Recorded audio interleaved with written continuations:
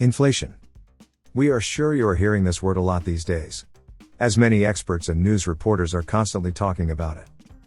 This is because, in the past few months we have virtually seen increase in prices of almost everything, from groceries to electronic equipment and gasoline.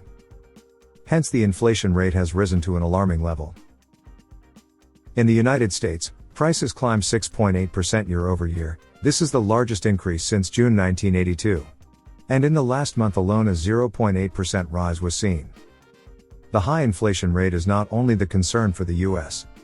A Pew Research Center analysis of data from 46 nations finds that, in the third quarter of 2021, inflation rate was higher in most of these nations than in the pre-pandemic third quarter of 2019. For instance, the Eurozone recorded its highest inflation rate since the Monetary Union, at 4.9%, with German inflation at a 29-year high of 5.2%. However, in some markets inflation rose very sharply. Turkey, Brazil, and Russia recorded 21.3%, 10.7%, and 8.4% year-on-year growth respectively, although Turkey's case is a bit different. Now if you are thinking, how these rising numbers concern you? Well, for that you need to understand how inflation affects your financing. In simple words, inflation is the rate of increase in prices over a given period of time. Generally, inflation is a broad measure, such as the overall increase in prices, or the increase in the cost of living in a country. But it can also be more narrowly calculated for certain goods, such as food, or services.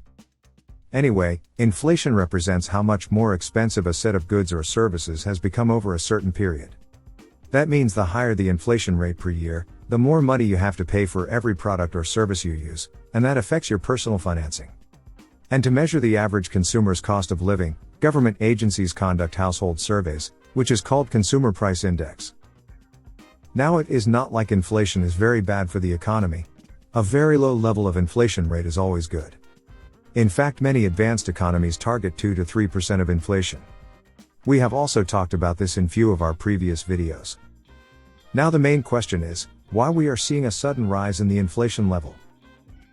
Well, there are multiple events that happened in the past few years. Like during the pandemic lockdowns, the demand of various products suddenly dropped. At the same time, many industries also stopped their production, and this created problems in the global supply chain. Then, in order to create demand in the economy, many countries announced various stimulus packages, and poured trillions of dollars into the economy. As a result of this, the demand skyrocketed, but the supply was low and prices of various products increased, which caused the higher inflation rate. In this, the disruptions in supply chains is a major problem that the world is facing right now.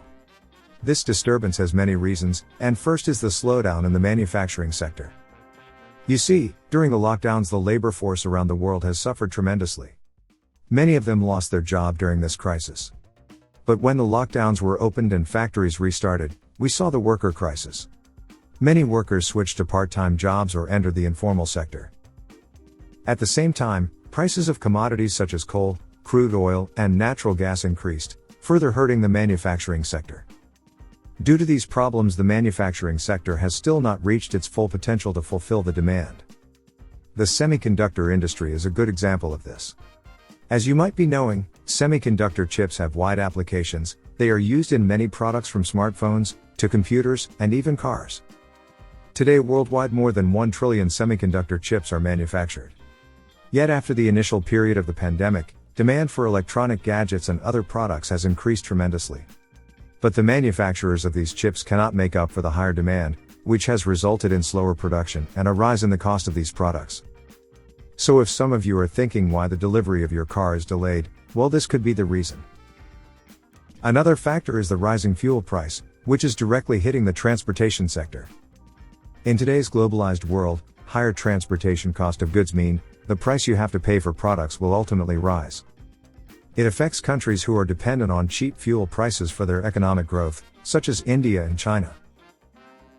And since we are talking about the transportation, the shipping industry has also been suffering. The shortage of cargo containers, and higher loading-unloading time due to inadequate infrastructure is creating massive delays. And on top of that, there are less people to handle the port operations. Now, after looking at these reasons that are adding up to the high rate of inflation, you might be thinking what the governments are doing. So, many developed countries like the US are thinking of raising the interest rate. Some developing countries like Brazil and Mexico have already increased their interest rate to curb the inflation. But the reality is, they cannot do much about it. I mean, yes, the monetary policy and increasing interest rate is an option to reduce the cash flow in the economy, but when productivity is low, then the monetary policies alone cannot stop the inflation. This might buy us some more time to resolve the supply chain issues, but raising the interest to all-time high is not the permanent solution. So, it seems like inflation is going to stay here for some time. The longer it stays, the more serious threat it becomes. And we might have to face higher prices for longer than anticipated. And the investors will have to hope the central banks don't raise interest rates more quickly than expected. Now we would like to know, what do you think about this video? Tell us in the comments below. And if you are new to this channel, do consider subscribing. Thank you.